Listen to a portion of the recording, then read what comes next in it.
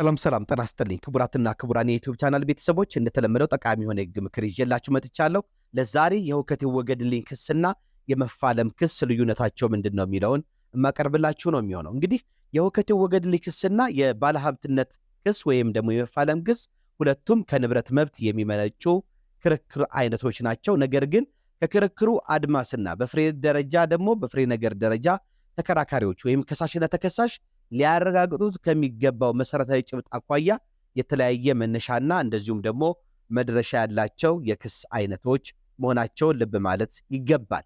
የአንድ ንብረት ባለይዞታ የሆነ ሰው ንብረቱን በተመለከተ በህግ ከተረጋገጡለት መብቶች ውስጥ አንዱ በዚህ ሀብት ላይ በዚህ ንብረት ላይ የተፈጠረው ህገወጥ ሁከት እንዲወገድለት የሁከት ይወገድልኝ ክስ የማቅረብ መብት ያለው ስለመሆኑ በፍትሐብሔር ህግ ቁጥር 1149 ንዑስ አንቀጽ 1 መሰረት ተደንግጎ እናገኘዋለን።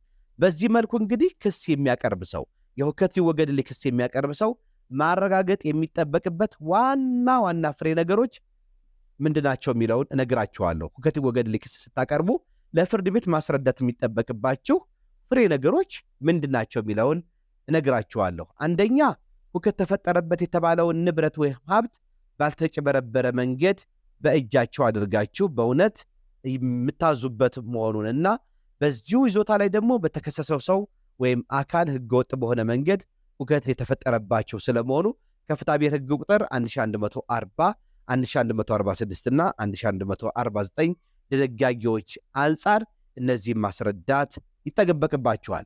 በዚህ አግባብ እንግዲህ በቀረበበት ክስ ላይ ሁከት ተፈጥሯል ተብሎ ውሳኔ የሚሰጠው የተከሰሰው ሰው ሁከት ፈጥሮብኛል ብላችሁ ክስ የምታቀርቡበት ሰው የናንተን ይዞታ መያዙ አለያም በይዞታው ላይ ሁከት መፍጠሩ ሲረጋገጥና የሁከት ክስ የቀረበበት አካልም የሥራውን አደራረግ የሚፈቅድ ለእርሱ የሚናገርለት መብት መኖሩን በፍጥነትና በማይታበል ሁኔታ ሳያስረዳ ሲቀር ስለመሆኑ ከነዚህ ድንጋጌዎች አምራ ንባብ መገንዘብ እንችላለን። ስለዚህ ማስረዳት የሚጠበቅባችሁ አንደኛ ሁከት ተፈጠረ የተባለውን ንብረት ሀብት ባልተጭበረበረ መንገድ ያገኛችሁት መሆኑን። ይሄ ምንድነው? በተጭበረበረ መንገድ አግኝታችሁት በኃይል ድርጊት አግኝታችሁት ከያዛችሁት በኋላ ሌላ ሰው ሁከት ፈጠረብኝ ብትሉ አይሆንም።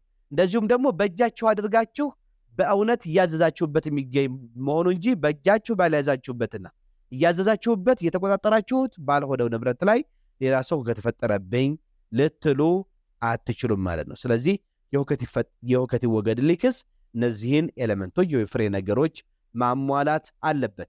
የመፋለም ክስስ ከሁከት ይወገድልኝ ክስ የሚለየው ነገር ምንድነው የሚለውን ደግሞ ለእናንተ ልንገራችሁ።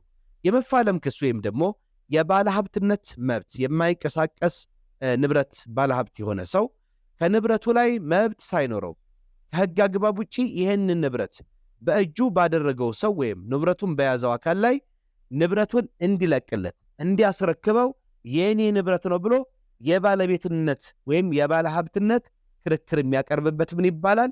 የመፋለም ክስ ይባላል ማለት ነው። በዚህ ድንጋጌ መሰረት እንግዲህ የመፋለም ክስ የሚያቀርብ ሰው ለክርክሩ ምክንያት የሆነውን ንብረት በእጃችሁ አድርጋችሁ በእውነት እያዘዛችሁበት ባትኖሩም ነገር ግን በሌላ ሰው እጅ ቢሆንም የመፋለም ክስ አቅርባችሁ ይህንን ንብረታችሁን ባለቤትነታችሁን የዛ ንብረት ባለቤት የዛ ንብረት ባለሀብት መሆናችሁን ካረጋገጣችሁ ይህንን ንብረት የመፋለም ክስ አቅርባችሁ ማስለቀቅና መረከብ በፍርድ ቤት ከተወሰነላችሁ ትችላላችሁ። ከመፋለም ክስ ጋር መፋለም ክስ ከሁከት ይወገድልኝ ክስ የሚለየው ምንድነው? በሁከት ይወገድልኝ ክስ ጊዜ ያንን ክስ ሁከት ተፈጥሮብኛል ሌላ ሰው ፈጥሮብኛል የምትሉትን ንብረት በእጃችሁ የያዛችሁት መሆን ይጠበቅባችኋል። እያዘዛችሁበት የተቆጣጠራችሁት መሆን ይጠበቅባችኋል። በመፋለም ክስ ጊዜ ግን ይሄ ክስ የምታቀርቡበት ባለሀብት ነኝ፣ ባለ ንብረት ነኝ፣ ባለቤትነቱ የኔ ነው ብላችሁ ክስ የምታቀርቡበት ይዞታም ሆነ የማይንቀሳቀስ ንብረት በሌላ ሰው እጅ ቢሆንም ባለ ንብረትነታችሁን፣ ባለሀብትነታችሁን፣ ባለቤትነታችሁን ማረጋገጥ ብቻ ነው የሚጠበቅባችሁ። በእጃችሁ አድርጋችሁ ስላላዘዛችሁበት ስላልተቆጣጠራችሁት በእጃችሁ ስለማይገኝ የመፋለም ክስ ልታቀርቡ አትችሉም ተብላችሁ አትገደዱምም አትከለከሉም። በመፋለም ክስ ጊዜ በፍትሐብሔር ህግ ቁጥሩ 1206 በሚቀርበው ክስ ማስረዳት የሚጠበቅባችሁ በህግ የተቋቋመ የባለ ሀብትነት መብት ያላችሁ መሆኑን ይህንኑም ንብረቱ ምንም መብት ወይም የተሻለ መብት የሌለው ሰው ወይም አካል የወሰደባችሁ መሆኑን ማረጋገጥ ብቻ ነው የሚጠበቅባችሁ ማለት ነው። ስለዚህ ብዙ ጊዜ የመፋለም ክስ ላቅርብ ወይስ የሁከት ይወገድልኝ ክስ ሰዎች በይዞታቸው ላይ በማይንቀሳቀስ ንብረታቸው ላይ በቤታቸው ላይ በቦታቸው ላይ ሌላ ሰው ችግር ሲፈጥርባቸው የመፋለም ክስ ማቅረብ ነው የሚሻለኝ ወይስ የሁከት ይወገድልኝ ክስ በሚል ኮንፊውዝ ሲሆኑና ግራ ሲጋቡ አያለሁ። ስለዚህ የመፋለም ክስም ለማቅረብ የምታቀርቡት ክስ የመፋለም ክስ ሲሆን ወይስ የሁከት ይወገድልኝ ክስ ብላችሁ ለመወሰን እነዚህን ነገሮች ማወቁ ግድ ስለሚላችሁ ነው በዝርዝር እናንተ ያቀረብኩላችሁ። ለምሳሌ በእጃችሁ ይዛችሁ ማታዙት ንብረት ላይ ማትቆጣጠሩት ንብረት ላይ የሁከት ይወገድልኝ ክስ ብታቀርቡ ክሳችሁ በመቃወሚያው ውድቅ ነው የሚደረው። ምክንያቱም በእጃችሁ በአሁን ይዛችሁ ማታዙት ንብረት ላይ ሌላ ሰው ከተፈጠረብኝ ልትሉ ስለማትችሉ፣ ስለዚህ ከሁከት ይወገድልኝ ክስ ይልቅ የመፋለም ክስ ማቅረቡ አግባብ ነው። እንደዚሁም የባለቤትነት መብት በዛ ንብረት ላይ ሳይኖራችሁ ባለሀብት ሳትሆኑ የመፋለም ክስ ብታቀርቡ ዋጋ ቢስ ነው የሚሆነው። ምክንያቱም በመፋለም ክስ ወቅት ማስረዳት የሚጠበቅባችሁ የዛ ንብረት ባለሀብት ስለመሆናችሁ ባለ ንብረት ስለመሆናችሁ በመሆኑ ማለት ነው። በሁከት ይወገድልኝ ክስ ደግሞ ባለሀብትነቱን ወይም ደግሞ የዛ ንብረት ባለ ንብረት መሆናችሁ ማስረዳት አይጠበቅባችሁ። ሌላ አካል በይዞታችሁ ስር ባለ ንብረት ላይ ሁከት የፈጠረባችሁ መሆኑን ማስረዳት ነው የሚጠበቅባችሁ። ስለዚህ የተከበራችሁ የፕሮግራሚ ተከታታዮች እጅግ ጠቃሚ የሆነ የመፋለም ክስንና የሁከት ይወገድልኝ ክስን ለእናንተ በሚገባ ቋንቋ በአጭር አገላለጽ ጥሩ የሆነ የህግ ምክርና ትንታኔ እንዳቀረብኩላችሁ ተስፋ አድርጋለሁ። ስለዚህ እንግዲህ በይዞታችሁ ላይ በንብረታችሁ ላይ ሌላ አካል ሌላ ሰው ችግር ሲፈጥርባችሁ በእነዚህን ነጥቦች እነዚህን ፍሬ ነገሮች መሰረት በማድረግ ክሱን በምን አግባብ ላቅርብ በሚል ካላስፈላጊ እንግልት እንደዚሁም ደግሞ ከተከሳሽ በኩል ከሚቀርብባችሁ መቃወሚያ ራሳችሁን ነጻ ታደርጋላችሁ በሚል ነው ለእናንተ ያቀረብኩላችሁ።